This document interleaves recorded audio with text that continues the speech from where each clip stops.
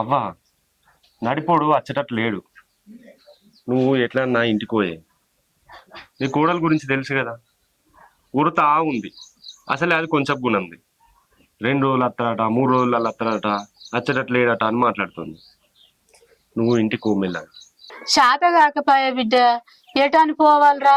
వాడు వచ్చి బండి మీద తీసుకుపోతాడు. తీసుకుపోయేదాకా 2 వద్దులు ఉంటే నీకు అంత బరువు అవుతున్నానరా? నాకు బరువు అవుడు కాదే, నీ కోడలకు దాని గురించి తెలుసు కదా.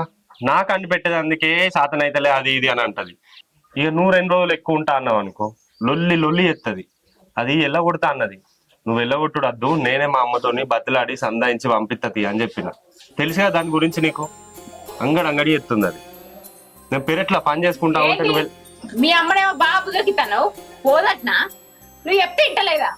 అరే చెప్తున్నా కదనే బుదరకిచ్చి, నువ్వు ఎందుకు గంట అన్నం కొడుతున్నావు? పోయేదైతే ఎప్పుడో పోతుండే, ఇప్పటిదాకా ఉండనే ఉండకు. పోయే ముఖమేనా అది? అది పోతుందని చెప్పినా గానీ ఎందుకు? నీతో కాకపోతే చెప్పు, నేనే మెడలోటి నువ్వుకెత్తా. నువ్వేందే మా అమ్మని మెడలో నువ్వుకేది?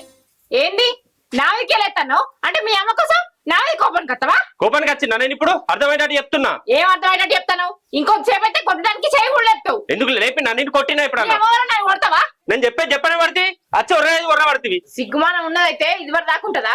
ఎప్పుడో పోతుండే, అందుకే ఈడ పడుతుంది.